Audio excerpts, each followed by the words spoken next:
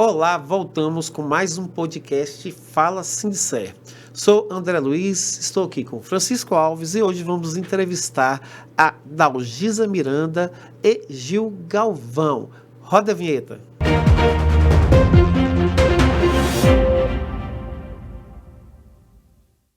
Olá, hoje estamos aqui para apresentar a nossa amiga, uma pessoa muito querida, que é a Dalgisa Miranda, companheira nordestina, mulher guerreira forte, que é presidente da Federação Nacional dos Empregados e Servidores Públicos, FENASEP. E com ela está a colega Gil Galvão, presidente do Sindicato de Apoio Fazendário do Estado de Pernambuco, que está aqui participando desse nosso podcast, desse nosso debate. Dalgisa, fale, quem é você, mulher? Da onde tu veio? Presidente da federação, fale sobre a federação. Olá a todos e todas, eu sou a Dalgisa Miranda, eu sou de Caruaru, Pernambuco, que é a cidade que tem o maior São João do mundo, tá, gente? Maravilha. Todos estão convidados. Sou secretária-geral do Sindicerp, que é o Sindicato dos Servidores Públicos e Empregados Públicos também estaduais de Pernambuco, e estou presidenta da federação, como o André falou, que é a Federação Nacional dos Servidores e Empregados Públicos Estaduais e do Distrito Federal. O Sindicerp é filiado à federação, assim como o Sindicer, aqui do DF, e também o Sindsaaf, da nossa companheira Gil, que está aqui conosco, que também é filiado à nossa federação, que é muito importante que os sindicatos estaduais se filiem, porque fortalece a nossa luta. É isso. E estou aqui mais uma vez para contribuir com vocês. Quantas entidades estão filiadas hoje na nossa federação? Como assim? Diga um pouco mais da importância dessa federação. A gente tem cerca de 13 sindicatos filiados. Tem 3 que eles estão encaminhados, mas ainda não estão filiados. E a importância da federação, porque ela fica em Brasília, ela tem uma assessoria jurídica que pode ajudar os sindicatos nos estados, porque eles estão focados aqui em Brasília, onde tudo acontece. Também pode ajudar na questão dos registros no Ministério do Trabalho, nas cartas sindicais. E também a federação está junto da aliança da CUT, das 3 esferas, que a gente hoje está junto com a Condicef, Confetam, Proif, CNTE, CNTSS, e a gente faz parte dessa aliança que foi construída também junto com a nossa federação, e estamos fazendo uma grande luta juntos, dos municipais, estaduais e federais. Desculpa, André. Maravilha, mas eu na condição também de filiado, né, que o nosso sindicato Sindicer é filiado à FENASEP, a Federação Nacional dos Servidores e Empregados Públicos Estaduais, né, e do Distrito Federal. Somos uma entidade fundadora dessa federação, porque a gente veio a necessidade da importância de sindicatos como o nosso, irmãos semelhantes, que ela é a secretária-geral do sindicato gêmeos do nosso em Pernambuco, enquanto aqui em Brasília nós passávamos por várias dificuldades, vários conflitos, nós tínhamos sindicatos em vários estados no mesmo histórico, mesmo tratamento. Então, nisso surgiu, em um determinado momento, a construção dessa entidade, que já vai aí levando 18 anos que a gente tem essa construção. Então, é uma entidade importantíssima, que a gente tem um papel fundamental. Está aqui o próprio Francisco Alves, que também participou da fundação dessa entidade, mas a gente queria ver o que trouxeram vocês a Brasília, qual o recado importante que vocês têm para nós. Fazer uma pergunta para a Gil. Porque assim, nós temos uma experiência, nós vivenciamos uma experiência junto com a FENASEP. Então, eu queria perguntar aqui para a Gil Galvão, como é que está sendo essa experiência do sindicato dela, filiado à Federação Nacional de Servidores e Empregados Públicos? De suma importância. A gente teve uma reunião, inclusive, semana passada, não foi semana atrasada, com alguns sindicatos lá de Pernambuco, e eu dei esse depoimento. Os sindicatos estaduais, eles ficavam muito soltos. Nós não tínhamos uma representação, né? Os federais tinham representação, os municipais, e como disse aí o companheiro André, 2 sindicatos irmãos, né? O Sindicer e o Sindicerp, né? Que praticamente congregam os mesmos órgãos, não é? Autarquias, fundações, empresas, e praticamente não se conheciam, e são lutas assim que são conjuntas, são coletivas. Às vezes, essa questão, por exemplo, do abono aí que você falou, é uma luta nacional, o abono, né, de permanência, e outras mais. Então, assim, nosso sindicato, ele se filiou naquele congresso, depois daquele congresso em Fortaleza, 2023, não é isso? E de lá para cá, né, a gente só tem realmente aumentado o nosso poder de luta. Como, por exemplo, hoje, né, nós estamos aqui com o Sindice através de quem? Através da federação, né, nessa luta conjunta. Então, assim, eu aconselho, né, a todos os sindicatos estaduais que não tenham, né, ainda nenhuma federação, que se filie. É muito importante isso. Eu até reforço no sentido que muitos de nós não sabíamos o que acontecia num sentido mais global. Então, quando nós conseguimos agregar na federação, nós conseguimos nos organizar para que pudéssemos ter uma visão macro das coisas, tanto no campo da justiça de nível nacional, das leis federais, que são replicadas nos estados, e a gente apanhava nos estados com leis aprovadas no Congresso, e nós, enquanto servidores estaduais, não tínhamos nenhuma influência em articulação nacional. Então, a gente conseguiu romper isso com a criação da federação. A exemplo da famigerada reforma administrativa. Conte para a gente aí os pontos principais dessa reforma, que é uma luta nossa, dos sindicatos, da federação. Conte para nós a jornada de vocês, da federação, com relação contra essa reforma administrativa. Então, a reforma administrativa hoje, que é a chamada PEC 38, que é como se fosse a renovação da PEC 32, que a gente conseguiu barrar lá atrás, e ela tem 4 eixos principais, né, que é governança e gestão, transformação digital, profissionalização e extinção de privilégios. Só que, na realidade, tudo isso é como uma forma de penalizar o servidor público, porque toda construção que está sendo feita é um ataque ao servidor e ao serviço público. A gente está junto com a Aliança das Três Esferas, como eu falei, das Três Esferas da CUT e da CUT Nacional, fazendo esse trabalho. Inclusive, o Sindice tem participado bastante nos atos lá no aeroporto. Toda terça-feira a gente tem feito isso para tentar barrar essa PEC, porque a PEC ela é chamada de reforma administrativa, mas, na verdade, ela é uma reforma de Estado. É uma forma de acabar com os serviços públicos estaduais, da saúde, da educação, da assistência social. É acabar com isso, é entregar à iniciativa privada aquilo que é público. Quando você ataca o servidor público, você ataca o serviço público. Se você defende o servidor público, você defende o serviço público. E quem defende o serviço público, defende o povo brasileiro. Então, precisamos nos unir enquanto sindicatos estaduais, mais ainda, fortalecer essa luta. E queria falar um pouco mais, que eles falam em melhorias para o Estado, para o servidor, e, na verdade, não é. Nós somos de Pernambuco, como a André já falou aqui, eu também, mas em Pernambuco, como em alguns municípios, o servidor público, qual é o privilégio que ele tem? Muitos recebem abono para não receber abaixo do mínimo. E só recebe porque é lei, porque se não fosse lei, a gente receberia abaixo do mínimo. Tem um estado no Piauí que tem um órgão, o IPEM mesmo, lá não tem nem plano de cargos e carreiras.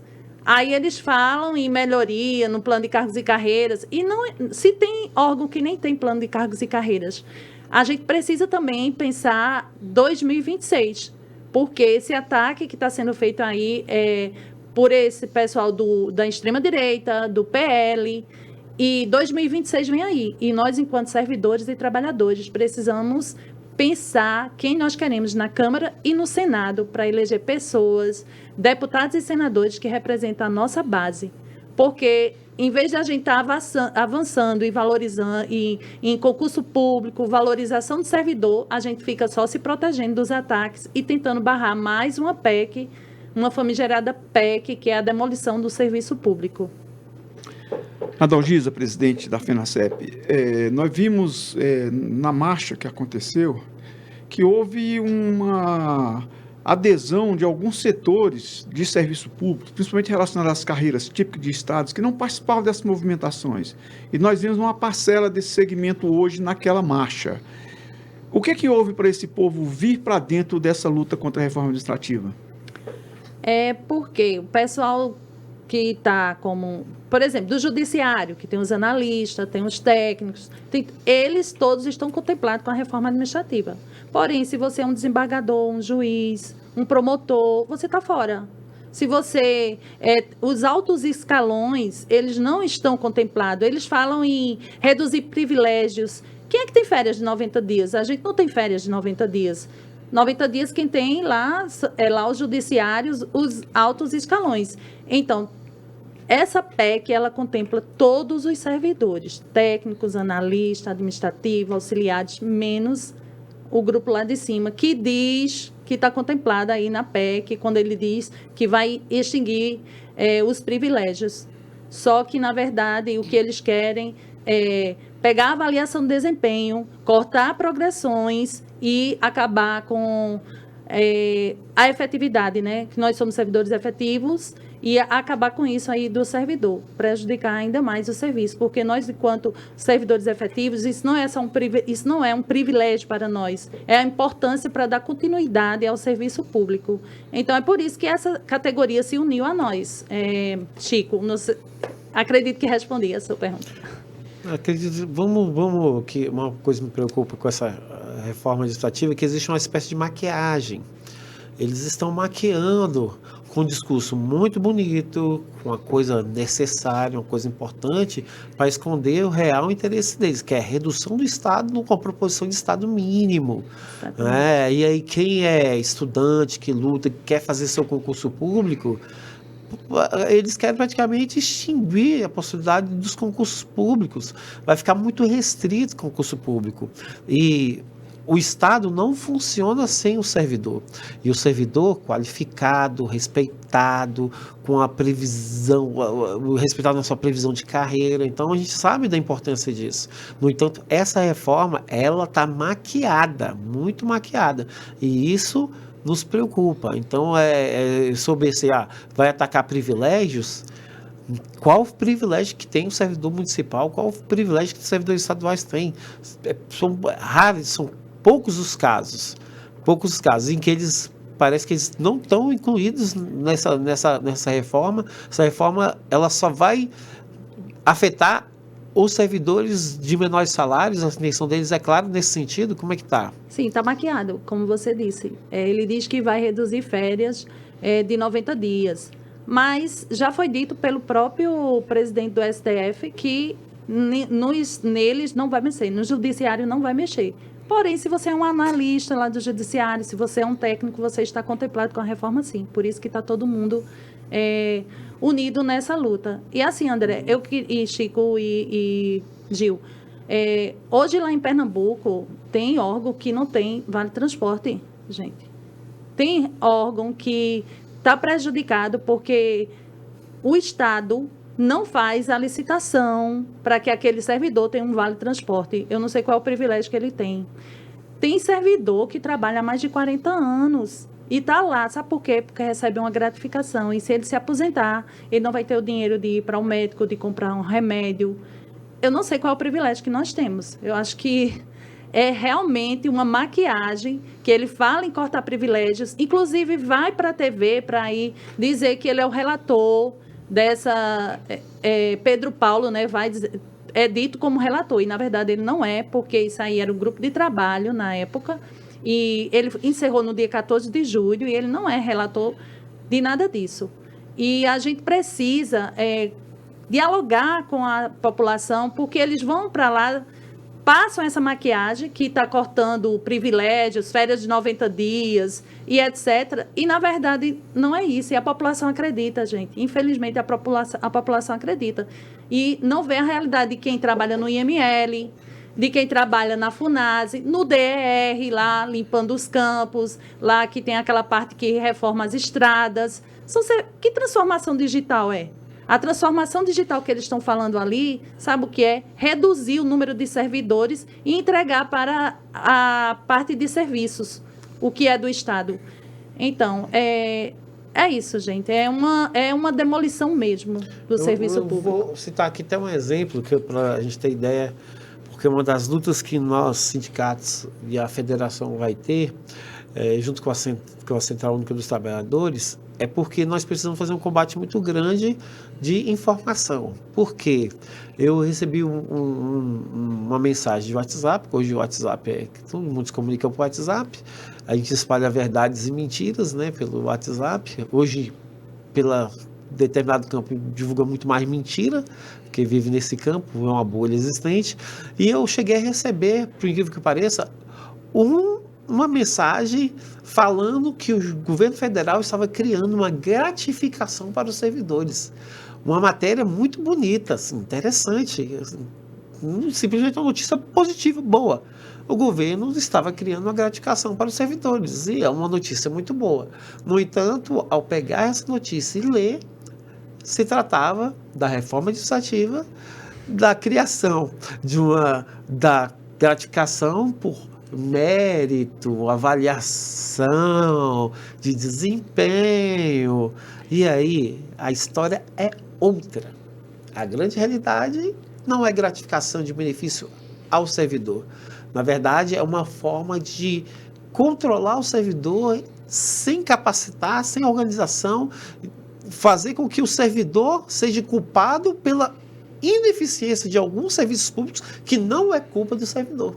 Exatamente. E aí, nessa avaliação de mérito, vai falar, ora, se tal coisa não está funcionando, não funcionou, não deu certo, não está bem, é porque o servidor X, matrícula tal, não teve uma avaliação boa. Porque o hospital que não tem seringa, aqui no Distrito Federal, os servidores da saúde, alguns servidores da saúde, eles têm que pegam uma seringa, descartam uma seringa para poder aproveitar a agulha da outra. Servidores que não têm condições de trabalho. Alguns hospitais aqui são hospitais de campanha, parece que está numa guerra em Gaza. E aí, imagina a avaliação desse servidor, a população vai achar, se o serviço público não está bem, é porque os servidores lá da saúde não estão trabalhando. Se o serviço público não está sendo feito da forma adequada, não foi atendido lá na fazenda, lá do Estado, é porque o servidor é incompetente, não resolveu porque o servidor é incompetente. A gente que está na ponta, os servidores que estão na ponta prestando serviço, na verdade, vão ser os mais prejudicados. Você deu aí um bom exemplo da saúde, né? Que se critica, inclusive, muito o SUS, né? Mas a gente sabe que sem o SUS não somos nada. Mas só que quem está na ponta, né, que vai ter essa avaliação, o usuário que está lá, ele não vai saber disso que está por trás, ele vai avaliar aquele servidor que está lá. Né? Ele não sabe que você não está tendo investimento, tudo. Então, assim, a grande preocupação que eu acho é que, de fato, a gente precisa dialogar com a população. Porque sempre o que se coloca é privilégio para os servidores. E aí parece que nós não queremos a modernização, que nós não queremos a avaliação de desempenho. Então, tem que ser dito sim, eu digo sempre, é necessário sim que se tenha uma reforma. Agora, que reforma? Para quê e com quem? Ora, nós somos os principais atores. E nós não somos escutados, os servidores não são escutados, os sindicatos não são escutados, né? Então, vem uma reforma de cima para baixo para prejudicar não só os servidores, mas o serviço público. Na medida que você prejudica os servidores, você prejudica, sim, o serviço público. Mas por que esse ataque, não só de agora, mas de décadas? Por que essa raiva tão grande de nós, servidores públicos? Porque antes da Constituição de 88, se colocava por QI, quem indica. Os políticos iam lá e colocavam as pessoas, a partir de 88, veio a figura do concurso. E aí se diminuiu bastante, não é, essa questão. Tanto é que agora está voltando a questão da terceirização, que é colocar pessoas através das empresas, porque aí eles podem burlar o concurso público. Né? Então, tem que se ver o que é, de fato, né, profundamente, qual é a razão disso tudo. E a gente precisa sair do discurso só entre a gente e dialogar com a população, dialogar com as pessoas que são da nossa família, né, que aí eles vão repassando para o outro. Eu acho que dentro desse norte a gente está pegando o quê? sobre um tratado da estabilidade do servidor público, que a gente precisa trabalhar isso, porque existe agora um mito da estabilidade, que muitos acham que a estabilidade do servidor público é um instrumento para dar regalia, comodidade, blindar o servidor rico, afortunado, que não trabalha, que não faz nada, simplesmente para ter um emprego vitalício, sendo que não é a realidade. Que é a estabilidade. A estabilidade, ela tem a função de dar condição para o servidor ser servidor do Estado, não do governo. Então, o servidor público, ele faz a prova de títulos, assume seu cargo e lá ele é um servidor do Estado. Ele não pode ceder a políticas. Diferente dessa política que a gente tem de essa possibilidade de cargos de livre provimento, que é os tais cargos comissionados. Porque, com toda realidade, o que um cargo comissionado faz é trabalhar dentro dos interesses do governo que o nomeou. Já o servidor concursado, na sua estabilidade, ele exerce a função do Estado e aí é muito mais difícil você convencer um servidor estável a fraudar aquela licitação, fazer aquela irregularidade, é muito mais difícil. A gente consegue denunciar, tem a coragem de denunciar, tem a coragem de não aceitar propinas, não é? Porque imagina, se a gente não tem aquela estabilidade, como você disse, cada gestão que vem pode tirar você de lá. Então, nós somos funcionários do Estado e não de governo, de gestões. É para isso que serve a estabilidade. Então, acho que a gente está nesse foco porque está vindo agora uma reforma em que ataca os servidores no geral, maquiada como uma coisa bonita, mas não é. Infelizmente, vamos ter que fazer esse trabalho de comunicação com a população, porque é o maior beneficiado do serviço público de qualidade e o maior prejudicado por serviço público de má qualidade. A gente tem essa noção. Então, esse é o nosso trabalho. Ou vocês, assim, hoje avaliam como que pé que está essa reforma? O Congresso está disposto? A gente sabe, igual colocou a correlação de política. Infelizmente, o Congresso hoje é formado por várias bancadas. E, infelizmente, não tem a bancada do servidor público. Não tem a bancada do servidor público. Sonho. Não temos bancada de defesa dos trabalhadores. Então, dentro desse escopo, como que está a correlação no Congresso, os passos que estão, todo esse processo aí na Câmara? Não foi tão simples conseguir as 171 assinaturas para transformar na PEC 38, não foi fácil para eles. Eles estão um pouco divididos, mas, falando sobre isso, gostaria de lembrar que tem uma enquete da própria Câmara para a gente avaliar a questão da PEC 38, se a gente quer essa PEC, se ela é boa ou se ela não é boa. Então, a gente também precisa ocupar esse espaço aí, porque não está sendo fácil, não, porque a disputa é grande. Eu sei que eles são maioria, mas tem muito deles que não querem colocar o nome porque está pensando em 2026. Não está simples, não. Assim. Agora, é necessário a gente se unir mais, se fortalecer para barrar de vez, como a gente fez lá com a PEC 32. Então, dentro do que foi colocado, a bancada, processo eleitoral, vai ter eleições, então acho que o servidor deveria votar em servidor ou votar em trabalhador. É isso aí que a gente tem que fazer, tem que ficar atentos, né? Foi colocado aí que a gente tem um trabalho grande com todo esse processo da reforma. Considerações finais. O que vocês acham de mais importante? Quero saber da Dalgisa, quero saber da Gil. Considerações finais. O que você acha mais importante? Ficar atento dentro dessa luta, desse período aí.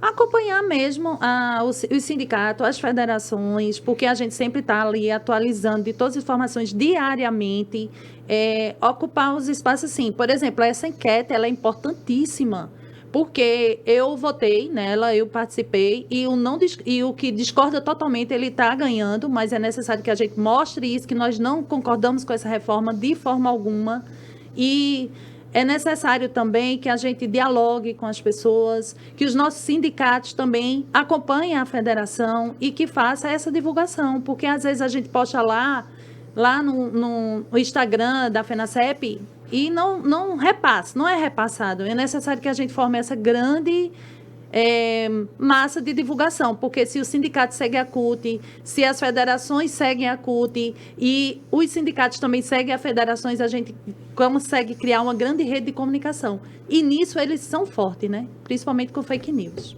Então, Isso. é a nossa hora de fazer o contraponto. Gil? É isso aí, acompanhar, como a Dalgise disse, não baixar a cabeça, continuar unido, lutar. A gente precisa, como eu disse, dialogar com a população. E se a gente conseguir derrubar essa PEC, não tem só a PEC de ter um PLP e um PL também, né, que é bem complicado. Que nós depois sejamos o protagonista da reforma administrativa que nós queremos. Que nós não deixemos isso na mão dos outros. Perfeito. Chico? Eu só queria dizer que assim, nós vamos acompanhar atentamente, participar dos chamados da federação para as atividades que tiver que ser feita, porque o sindicato sempre foi um sindicato que se envolveu muito nessas lutas e a gente vai continuar fazendo isso com certeza.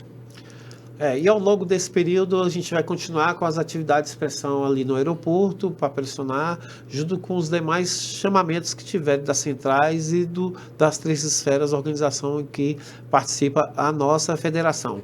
Nós vamos também procurar divulgar o link aqui nesse vídeo também da pesquisa, da enquete que está ali sobre a PEC 38, eu acho que é 38, uma PEC bem complicada, para depois o tiro não ser na nossa cabeça, é uma forma da gente popularizar. Então, pessoal, esse foi mais um podcast Fala Sincé, um espaço que estamos criando para dialogar, informar todos os servidores. Você que tem denúncias, reclamações, vamos comunicar o Sindicé. Esse espaço é um espaço para você.